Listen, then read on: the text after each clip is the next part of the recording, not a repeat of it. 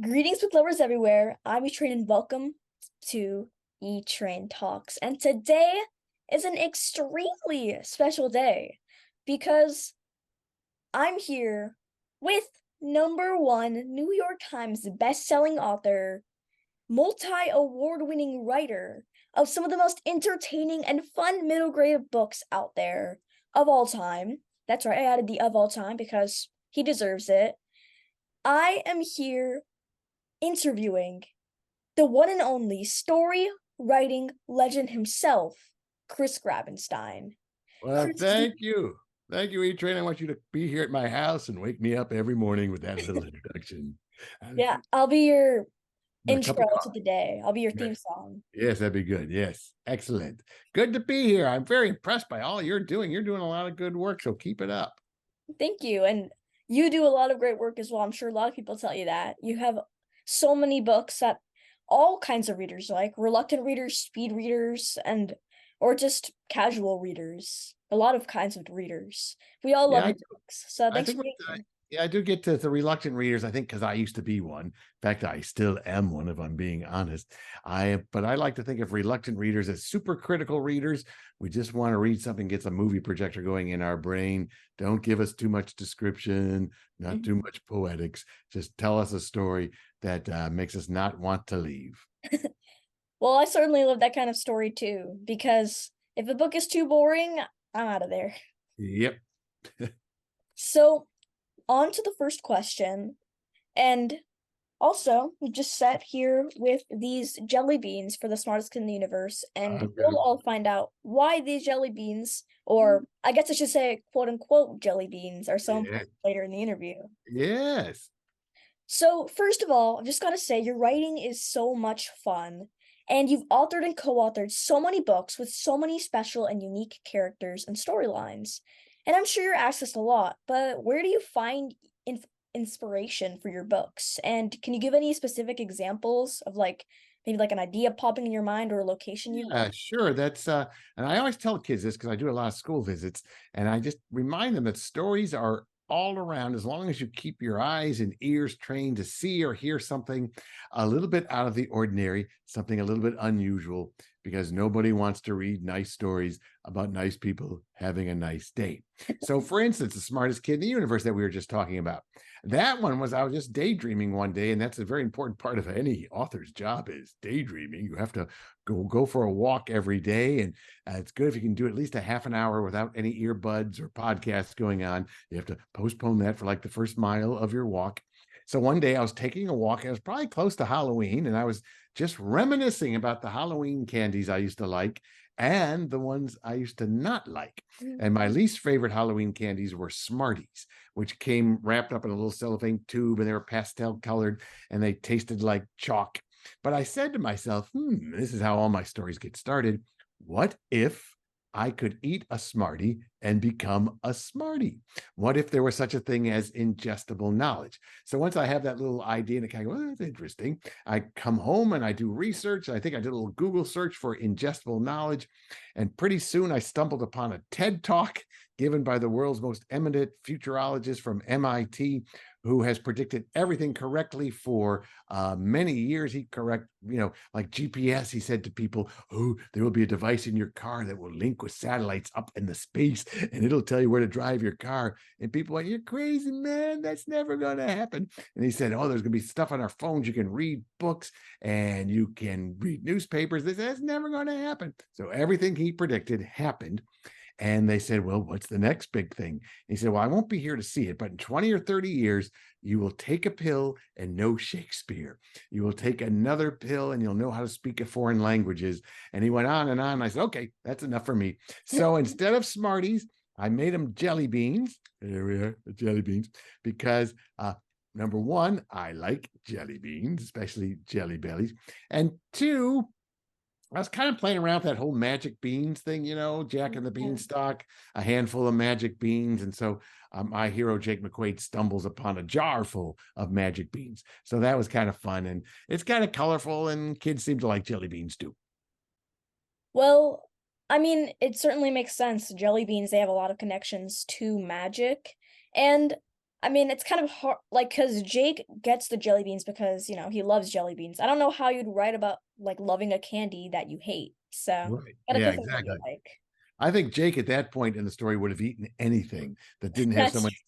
He's like, he's a moocher. He's kind of lazy, but with all stories, that's what you do. You start out with a character who's got some things that maybe they should need to change in their life, and then put them on a journey and see if they change those things.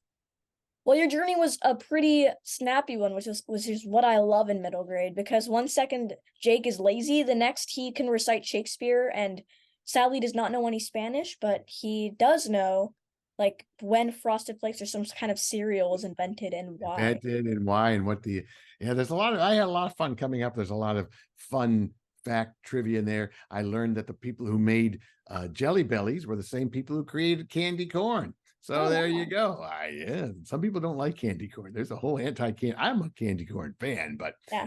they were invented by in fact, the last time I ordered Jelly Bellies, they sent me some free candy corn. Well, that's my favorite kind of candy corn. Yeah, free kind. Yeah, the free kind of everything is pretty good. Yes, exactly.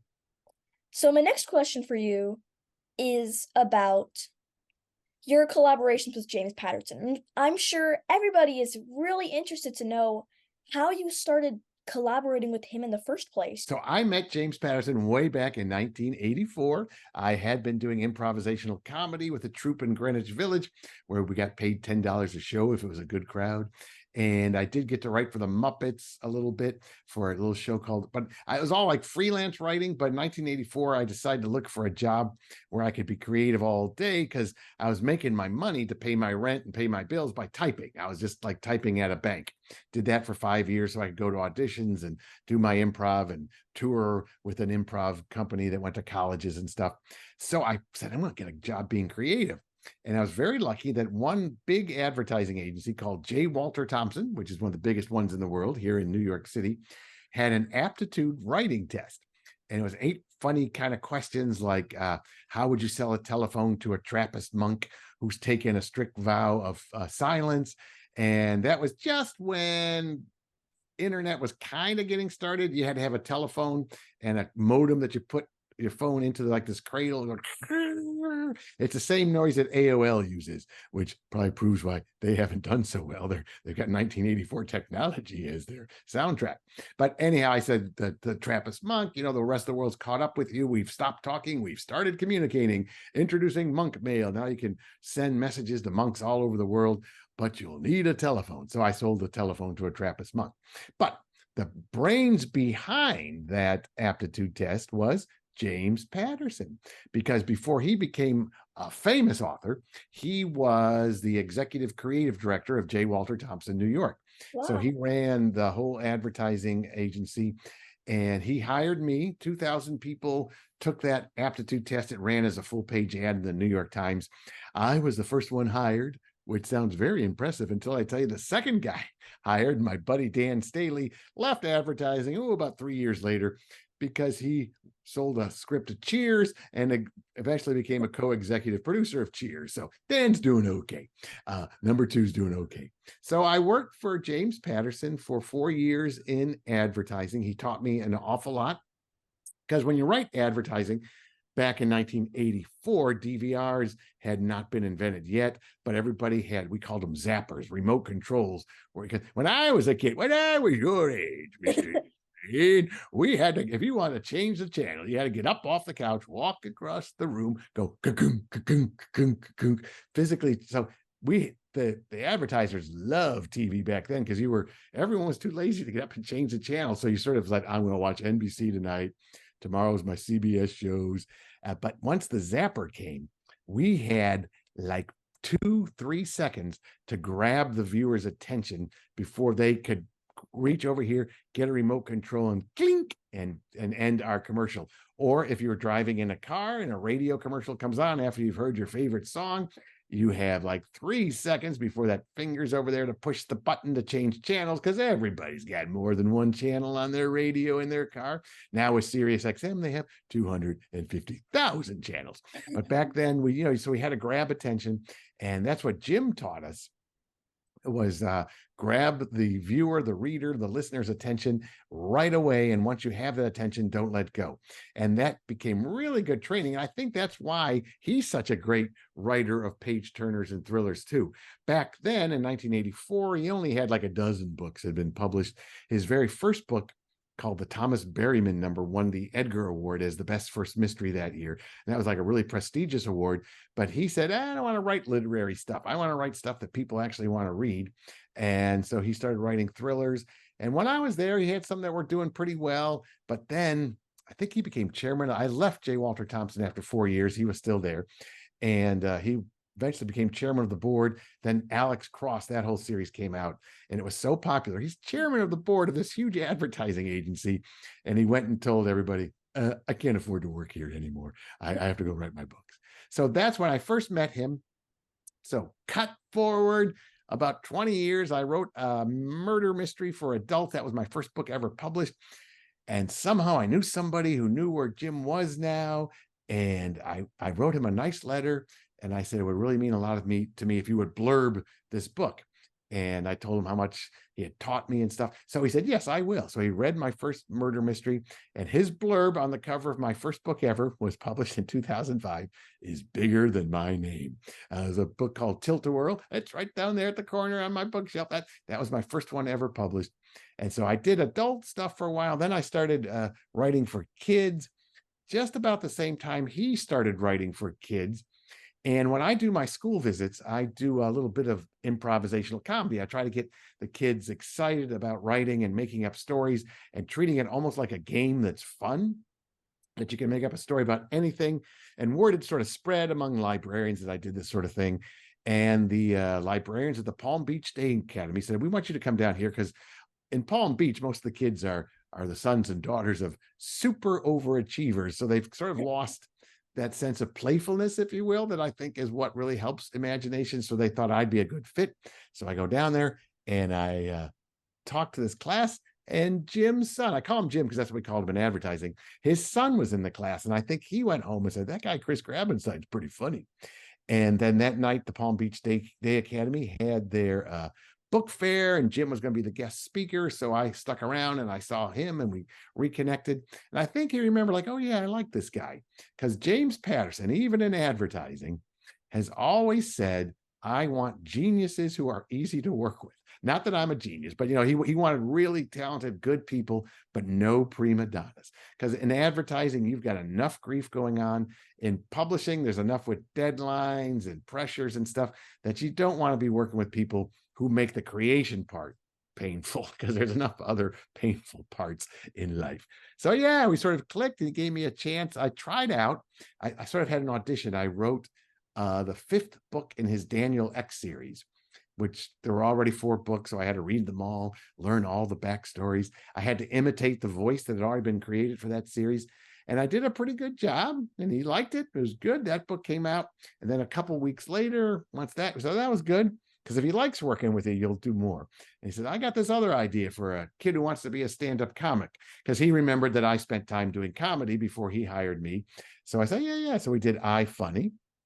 And he liked how that was going. He said, I got this other idea about these kids who go on a treasure hunt, their family, and mom and dad get washed over. Yeah, I'll work on that one. So by saying yes, which is an old improv trick, always say yes and move the story forward. James Patterson and I have now done 36 books together. Wow. That is a lot of books. And you've certainly written some great ones together, and you've written some great ones apart as well. Yeah, I think it comes from that those days doing advertising. Every commercial you see on television, somebody wrote 2, 3, 4, 500 scripts that were killed either by their creative director, the client, the marketing people. So you really learned. I think a lot of my author friends who used to be journalists have the same sort of story. There's no such thing as writer's block in advertising or journalism. There's only unemployment.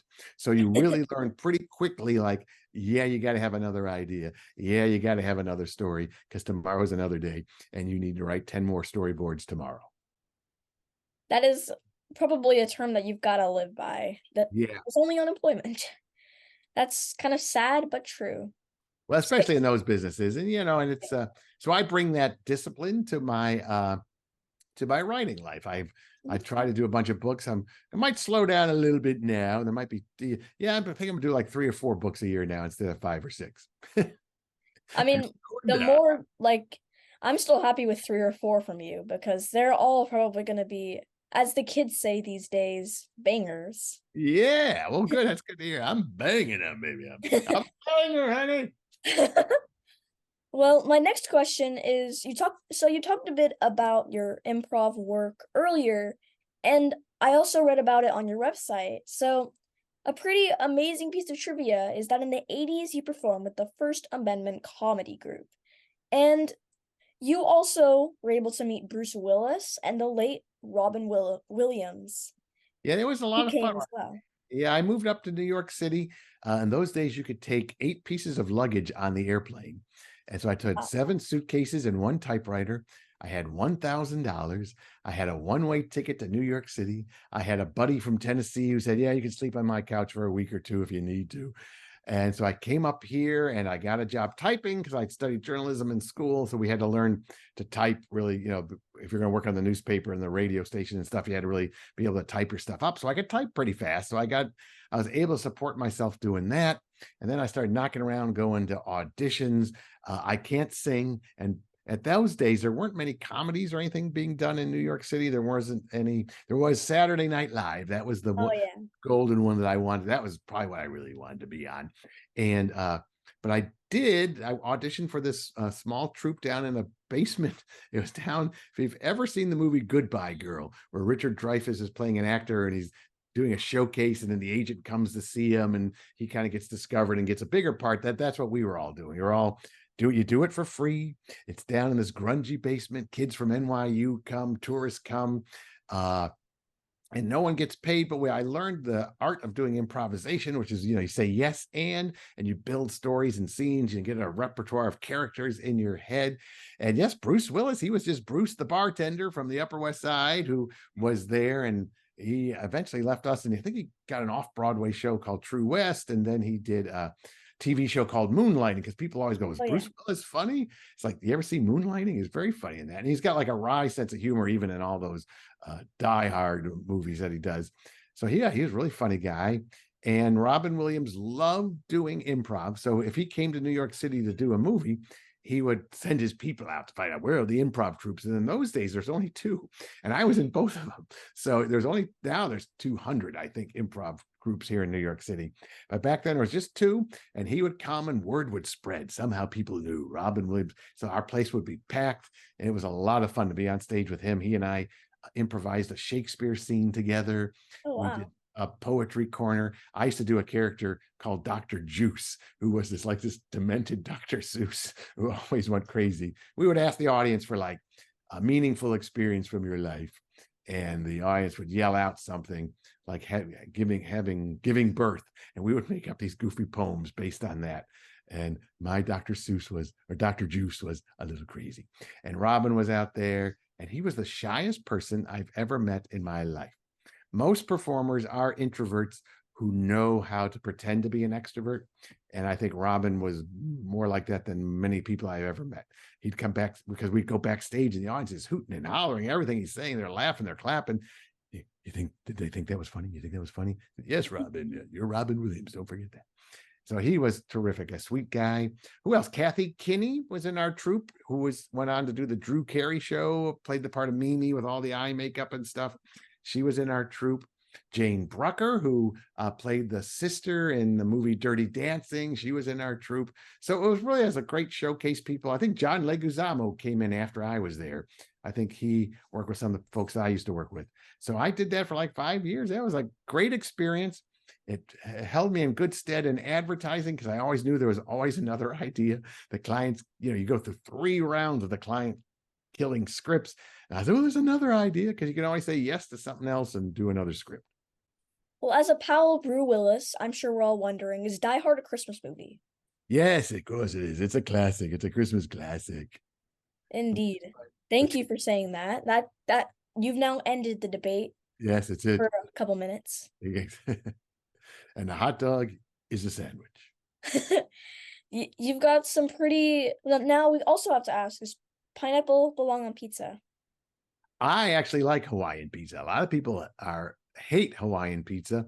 I like the pineapple and the ham combo. All right, you've ended the debate, and now everybody, Chris Grabenstein has these decisions. Now you've gotta follow him. I gotta try the Hawaiian slice every now and then. Yeah, don't, as the spam commercial says, don't knock it until you try it. Yeah. And so now let's get into your books a little bit. So the first stories I read of yours, and I devoured them really quickly, and they're still coming out, and they're awesome. So they were the Max Einstein books that you and James Patterson co-wrote. Right. And I really love the idea of kids coming together to fight climate change and just make a positive impact on our world. And I guess one message that I took away from the stories is that kids can really do anything. But is there another message in the Max Einstein stories that you hope your readers will take away from Max and Well, all? yeah, I think in those books, it's important to celebrate being smart because all the kids are super smart, True. and that's a good thing. It's not a bad thing to be smart and be good at things. And when Jim and I were talking about those, it's like I think our generation has really goofed things up pretty badly. What with the climate and all the things, we were supposed to fix it. We were all hippies back in the 1960s. We were supposed to fix all this stuff and we didn't. So we're looking to you guys because we've kind of left you a mess. And there's going to be a lot of work to be done. So you guys need to be as smart as you possibly can. And I think and not just celebrating all the things that Albert Einstein stood for, uh, about what is a genius. Everyone's a genius if they're allowed to do what they're really good at. And so I think that's part of the story too.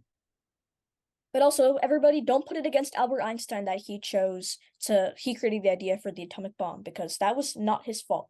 That was not, that's the problem with pure thinking, which is what he did. He did a lot of thought experiments, is that you can come up with these great ideas, but what people do with them, you don't have control over. That is 100% true. And I like what you said about being smart is not a bad thing because back in my day, and like being a nerd, like I don't know, like the Breakfast Club, there's the nerd, the basket case, the Yeah. jock, and all that. The nerd was the bad thing. Well, now the nerds are billionaires, so No, yeah, the gotta be nerds proud were of yourself. and my wife went to Northwestern, and they were all very smart. Everybody went to Northwestern, but their football teams were not that good. Well, I think they're better now. But their They're a bit cheer better. was whenever they were losing, they would cheer, "That's all right. That's okay. You're going to work for us someday." So that is the nerd cheer for all nerds. That is the best cheer, Yeah. and I'm gonna start using that now. Yes. I get bullied. So my next question for you is now going to Miss Escape from Mr. Lemoncello's library. Ah, yes. Well said. You said that very dramatically. Thank you. That I had to say it dramatically because what we're talking about right now is okay, I'm gonna stop now. It was turned into a movie by Nickelodeon, and it was starring many of my favorite kid actors who were in some pretty awesome shows on Nick. And so I've heard that many stories that sign movie deals, well, the majority of them aren't actually turned into films. Like it kind of just dies out. Yeah. What do you think stood out about your book compared to others that gave you this amazing opportunity to I transport the story? don't know because we call that development heck. I won't use the bad word. What we call that because you get your book will get optioned for like $100, $200, and that means you can't give the rights to any other producer for like a year. There's like a time limit on it. You get a small pittance of some kind, and you get to tell your mother they might make a movie out of this, mom. And I've had several. My adult books were optioned. My ghost stories were optioned. So there's been a lot of them, and so that dragged on for like a two. The book was optioned to become a movie before it even came out because they had been Oh, reading my Riley Mack and the Other Known Troublemakers, and they really liked it. But they said this is kind of close to Gordon Corden's Swindle, and we just did a movie about that. It does if he does anything else. And the agent, the producer, had an advanced copy of Escape from Mr. Lemoncello's library, gave it to the guy at Nickelodeon, and I think to answer your question, the guy, the head of movie development at Nickelodeon, read Escape from Mr. Lemoncello's library to his two daughters as their bedtime reading, and they loved it. So it's kind of like the story I saw about Walt Disney's kids loved Mary Poppins so much that Oh, yeah. he became obsessed with turning it into a movie.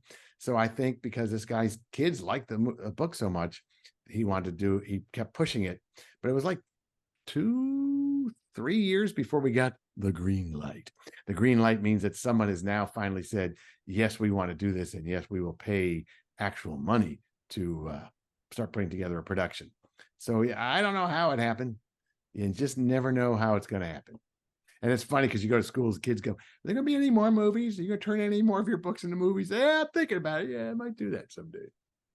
Well, unlike the author Mary Poppins, I don't think that you really waited 30 or 20 years to say, No, "Eh." because she didn't want to sell. I was like, because it's a great way. There's kids like you and a lot of kids I meet love to read, but there are other kids who really don't want to read books. And if they see a movie, they go, oh, that's not bad. Then they go to like Walmart or Target and they see the book with the cover with the kids from the movie on it because they did a special like movie edition cover. Oh, yeah. Uh, then they go, oh, I saw that on TV. This book may not destroy me if I were to take it off the shelf. So it's good. I got a lot of kids reading who wouldn't read otherwise. Well, do you think that with the movie, like the characters, the cast that was chosen, do you think they really kind of matched up with the way that you envisioned the Mr. Lemonchall's library, like what the characters look like, or do you ever think no, that doesn't really matter? It's funny when you sell a book. Who was it? Someone told me this. Maybe it was R.L. Stein, somebody. They said, selling your book to the movies is like selling your house. The person who buys your house, even though you had this ornate woodwork hand carved put into your kitchen and these granite, they can come in and rip it all out and put in whatever they want because you sold your house to them. So I was pleased. I thought it was a really well produced movie. I thought it had good production values. The lighting was good because don't forget, I did commercials for almost 20 years. I spent a lot of time on sets and it gets really boring. So I would hang out with the directors of photography and the key grips or the people who do the lights and stuff. And I learned all about how to light stuff to make it get the rim light going and all this stuff. So that meant a lot to me. And they did an excellent job with the special effects.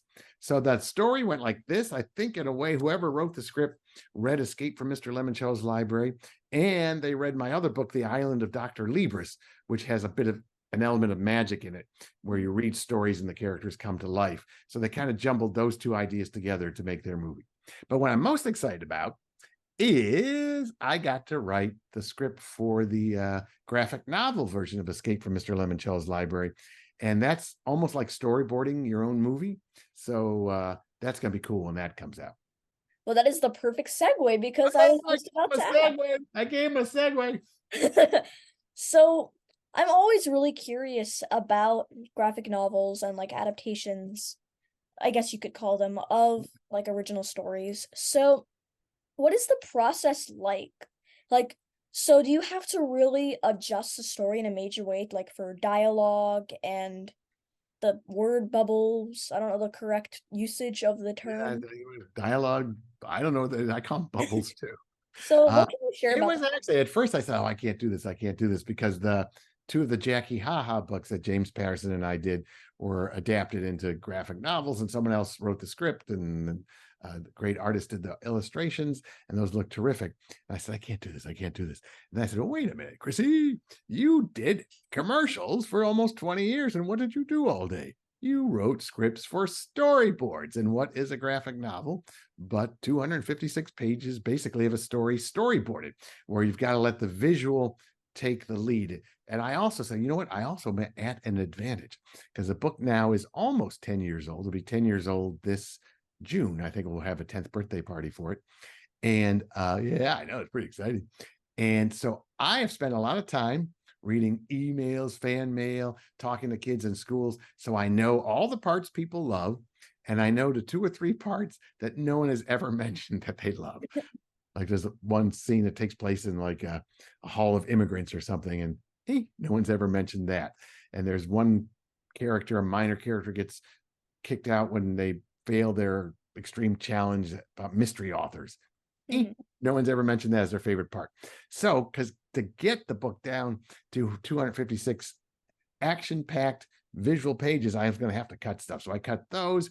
And in some ways, you can describe in a block for the illustrator what the library looks like, so you don't have to spend 5 pages describing what's going on in the library. You know, you'll see the Wonder Dome now. You'll see the holographic statues. You'll see the holographic librarians. You'll see all the different things come to life. Then I really looked for where are the action sequences. There's some really good action sequences, like Kyle gets trapped in sort of a maze of bookshelves, and he's got like, and so that made itself into a great series of events. So you really have to think visually. And I guess I was lucky. I spent all that time doing commercials, which is sort of teaching you film technique. You have to tell the same story visually, and it was fun. And we've got a great illustrator, Douglas Holgate, who, if you probably know, the Last Kids on Earth graphic novels, he did all those illustrations. So it's looking really good. Well, the cover looks great, and I cannot wait to read the actual pages. Well, if And you go to my website, you can see, I think we got like 5 pages up there, 5 spreads up there. well, I have to look. And Yeah, I think that we built a whole page, and it looks cool because it's full color. It's like they did, yeah, it's really neat. so the Nickelodeon movie, they added like some scenes that weren't necessarily in the original book. Can you do that with graphic novels, or do you kind of have to stick with what was in the actual book? Well, there's so much in those books, and you're cutting so much out that I don't think That's true. I was able to do, like, for instance, in Escape from Mr. Lemoncello's library, in the book, Andrew and Miguel have all this information they picked up listening to the radio about, oh, we know Mr. Lemoncello and he grew up in this town.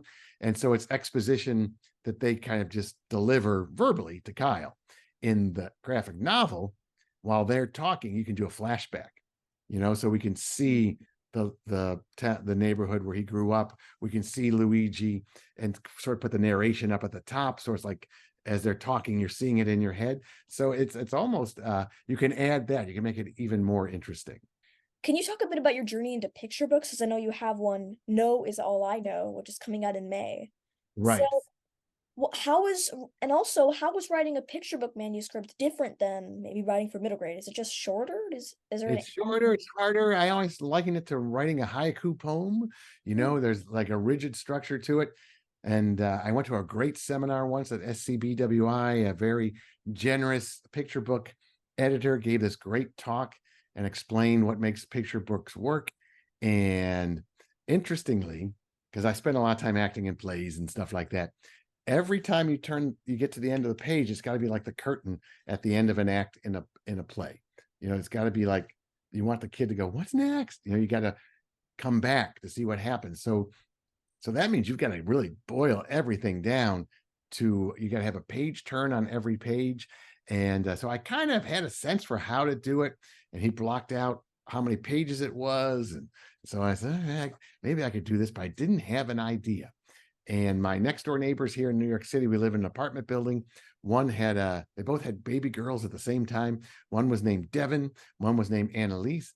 And I said, well, they're never going to hear their names in a picture book unless I write it. And then my wife went out and was walking our dog one day. And she said, oh, the funniest thing happened. She was out walking the dog. And there was a little kid in a stroller going, I don't want to take a nap. I don't want to take a nap. And my wife, to make the dad feel better, said, well, my dog here likes to take naps. If she doesn't want that nap, he'll take it. And some old man on the park bench went, oh, yeah, I like naps too. I'll take a nap if you've got them. So she told me that story. And I said, aha, and now I have my idea for my first picture book, which the first one was No More Naps, all about Annalise Devin McFleece, named in honor of my two neighbors who would not take a nap. And everybody else in the town wants her naps. So we had a lot of fun, everybody falling asleep. So it was interesting. And I had never done one. So you write a script. The script is very minimal. It's probably a page and a half. I don't even remember how many words it was. And then they liked it, and they find the illustrator. And when I worked on a picture book, and I'm told this is pretty much how it goes, the writer and the illustrator never meet, Hmm. because they don't want me limiting his artistic vision. They don't want him saying, oh no, that word should be. So we each get our chance, and the editor and the art director are the go-betweens to sort of shape the whole thing. So it was pretty popular, pretty successful. Everyone loved the look. And then Leo Espinoza, who is the illustrator of No More Naps, is so good that we all said, we should do another one. So I wrote another script for No Is All I Know, kind of based on an improvisational technique of say yes and. So it's all about Oliver McSnow, who would always say no, no matter what you asked him. So he says no to ice cream. He says no to picking up his toys. He says no to eating vegetables. He even says no to getting dressed in the morning. And he says no so much that he's so busy saying no, he kind of gets exhausted.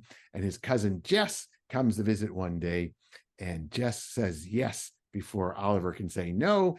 And suddenly he learns the power of saying yes to stuff and seeing all the new worlds. So that's going to come out on May 16th of this year. And Leo did great, great illustrations again.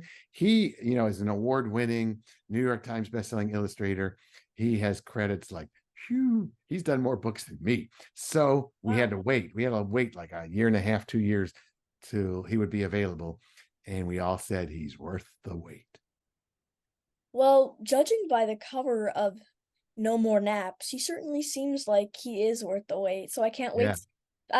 wait. I think all of us authors and writers and readers, we all like picture books are for everybody at all ages. So, Yeah, they're fun. And he's one of those great artists who every time you go through the book, you can see something new.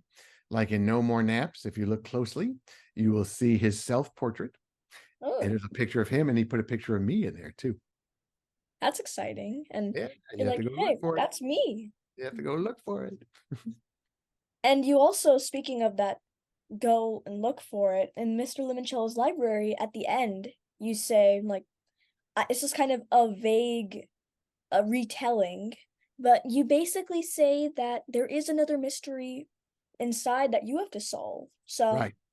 I love that kind of the story's not over because you kind of need to finish the story.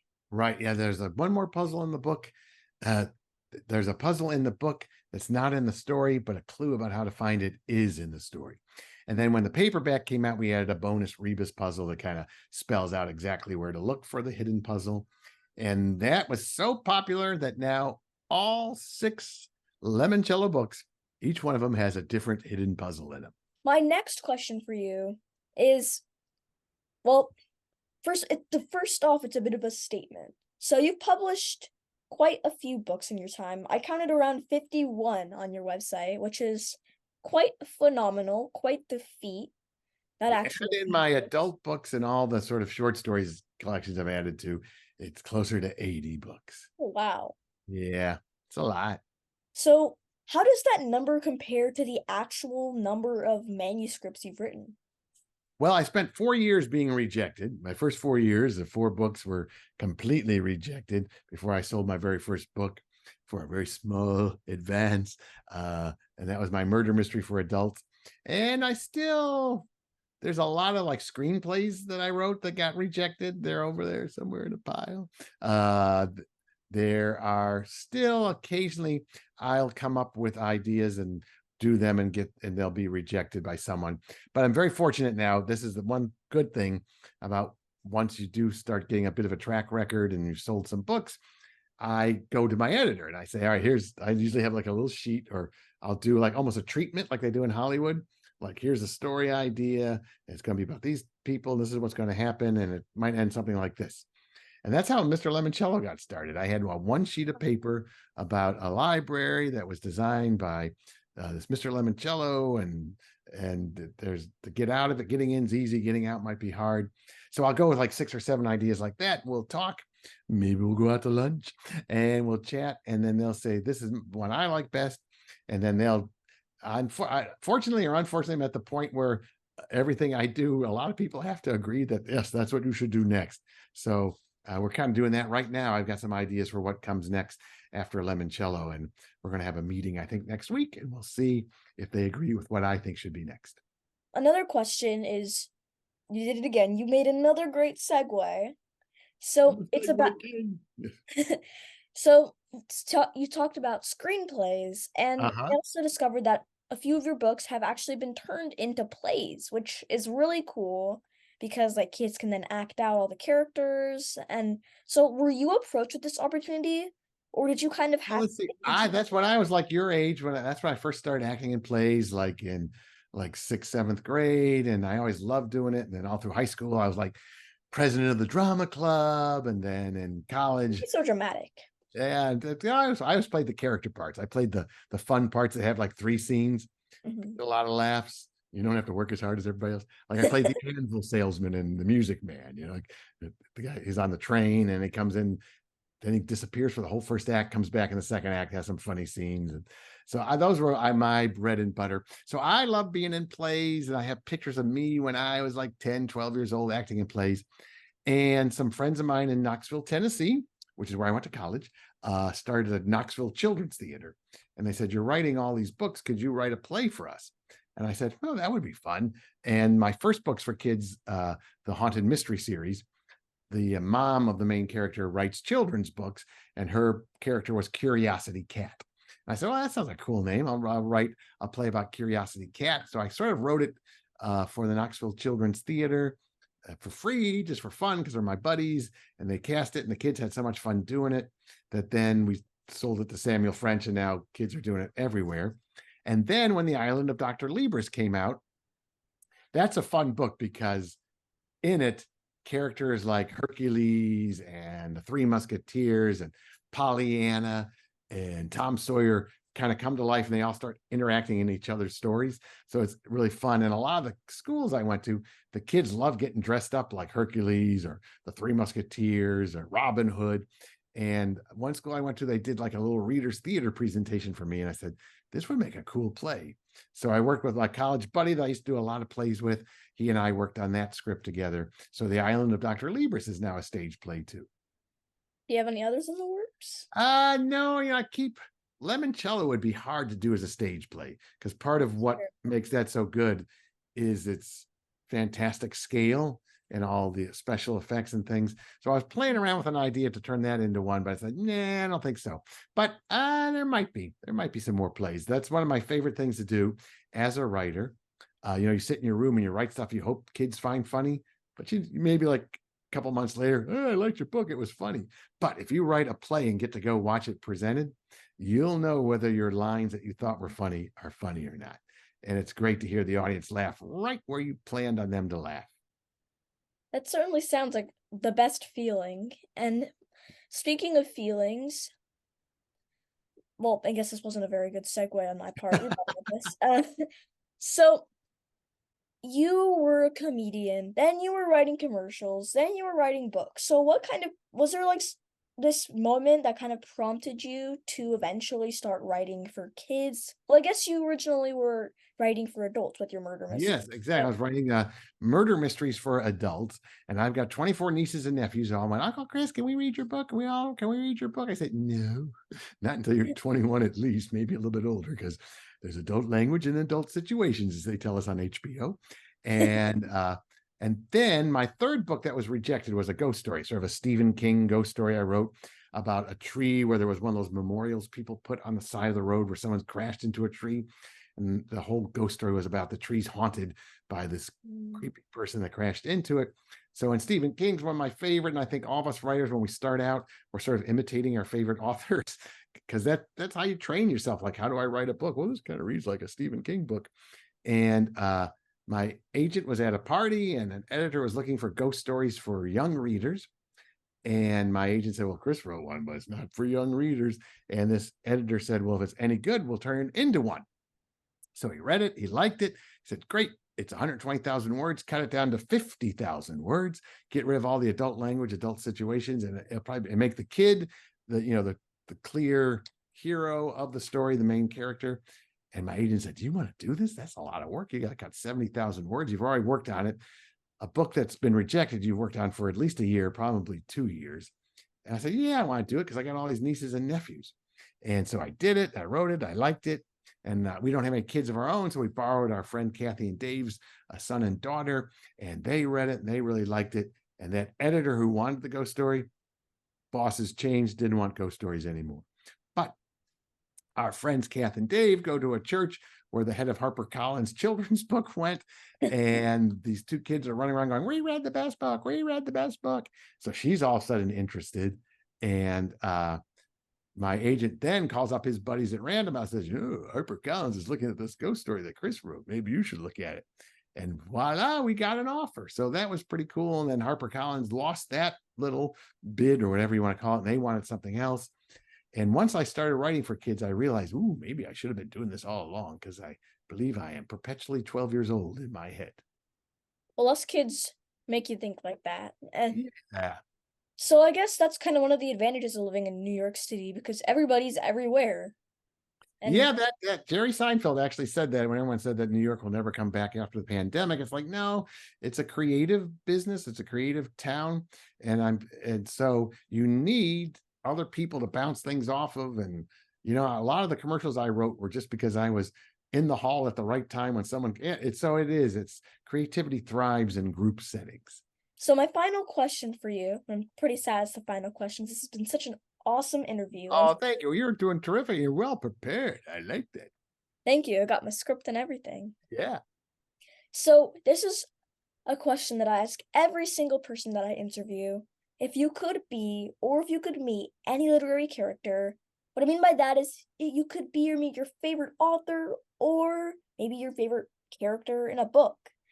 And there's no pressure, I guess, in like having to pick a character that's from a story that's not yours. Because you can pick Lemoncello or Jake or anybody. So who would it be and why?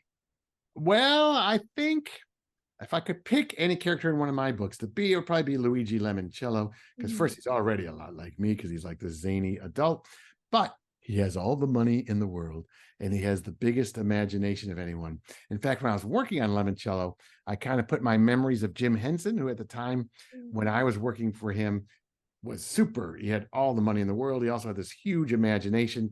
When you went to his office, which was a 5-story brownstone on the east side of Manhattan, you opened the front door, and every time the front door opened, a puppet of Gonzo would raise up this big flash camera, and a flash would explode in your face. And all the furniture, we say furniture have legs, all of his furniture had legs that were sculpted to look like the legs of his creatures. So then I had him, and then I knew Robin Williams. And Robin Williams was a zany wackaloon who could spin one idea on top of another. So I sort of put those two together to make Luigi Lemoncello. So if I could be him, that would be great. And if I could meet any author, I think it would be Charles Dickens Mm. because he wrote popular stuff. He wrote things we often forget that he wrote his books as installments in magazines, that he Wow. did not sit down to write a whole book. In fact, Stephen King emulated that when he did The Green Mile. I remember when that came out because I was working in advertising and commuted, and he published that as these little thin books that came out like, well, I don't know, it was every month, every 3 weeks. And when one came out, there's a new one. You'd grab it to keep the story going. And he swore he was writing it as we were reading it. And that's how Charles Dickens did it. Because there used to be riots on the docks here in America because they were coming thin little leaflets. And here's the next couple chapters in whatever story you're reading. And the people were so eager to see what happened that they would storm the boats like, give us those darn books. So I'd like to hang out with him because A Christmas Carol is my favorite story of all time. I listen to it every year at Christmas.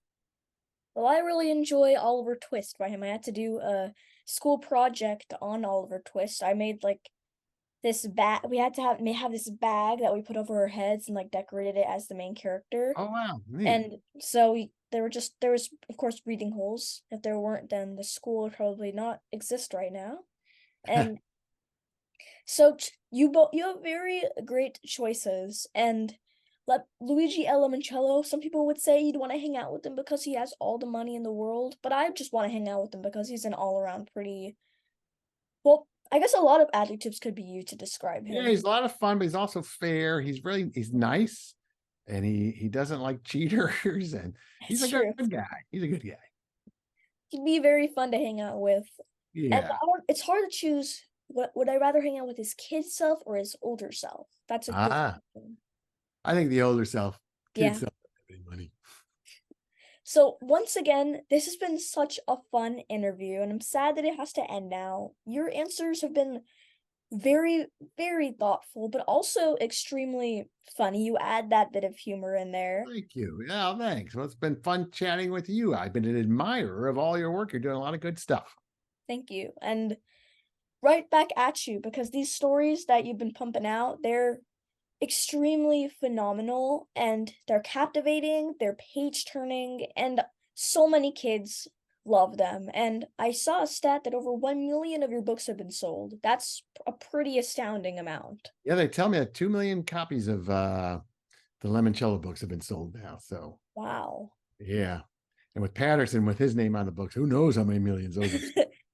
That's true. Yeah. So what the your books are the best. Like, plain and simple, I'm saying it frankly, your books are some of the most entertaining that I've ever read, and I'm so glad that I had the chance to talk with you today. Thank you so much for joining me. Well, thank you.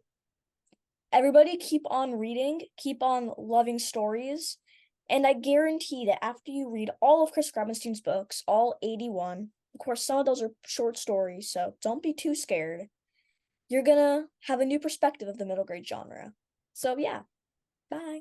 Bye.